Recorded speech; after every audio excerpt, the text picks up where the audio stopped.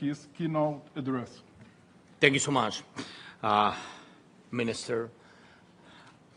Dear friends, dear leaders, and Mustafa, thank you so much. Happy to see all of you. Thank you for such big support.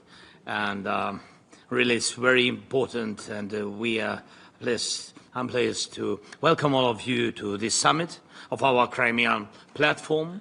And today, with over 60 participants, as Minister already said, this is really huge result. The summit is taking place for the first time on a global stage on the margins of the UN General Assembly. This is to show the global harm caused by Russia's occupation of Crimea, and also the harm caused by the world's powerful nations for not responding formally and in time to Russia's aggression in Crimea. It was that weak reaction that brought back Russia's addiction to war and rage. And it was in Crimea that Russia broke one of the basic rules of normal life among nations by illegally annexing our Ukrainian Crimea. It was Russia's actions in Crimea that showed many predators around the world how it can be so easy to take a piece of another state. And this is not just a piece of land, it is a piece of life. Ukraine is home to many peoples, and especially to the indigenous people of Crimea, Crimean Tatars, a people who can truly feel what home means only in Crimea.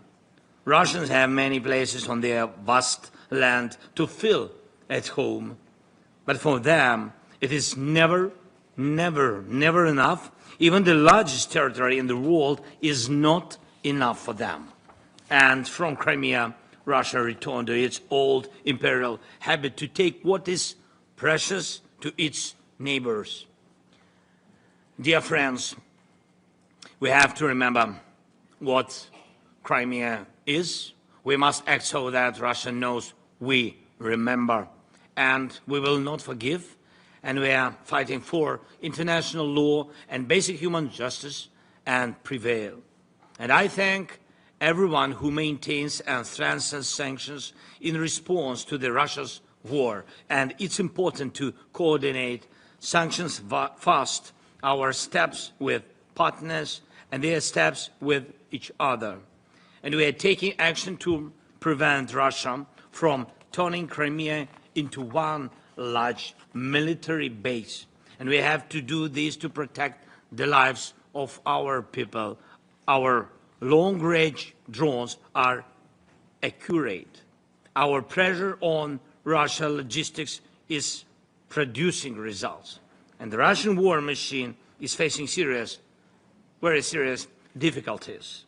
It's vital that the world keeps in mind the suffering of civilians whose lives Russia has destroyed in the occupied territories. And today, repression is the harshest in Crimea and other areas under Russian control for speaking the truth, for wanting freedom, even for faith.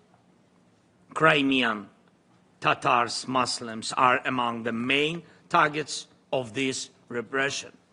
Imagine some Crimean prisoners have been deprived of their freedom since 2014, already 11 years. So Ukraine's main message is this: do not let war become part of the norm.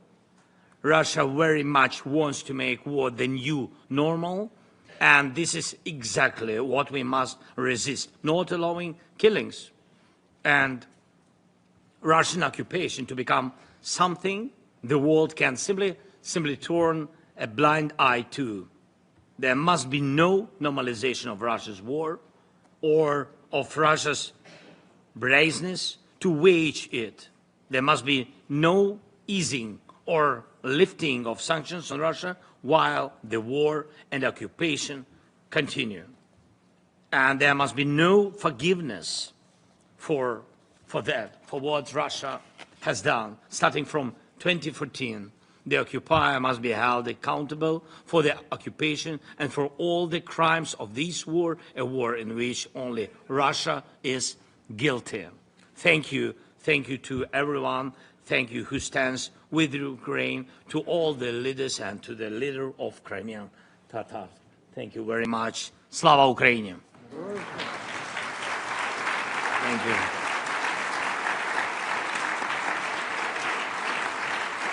Thank you so much. Thank you.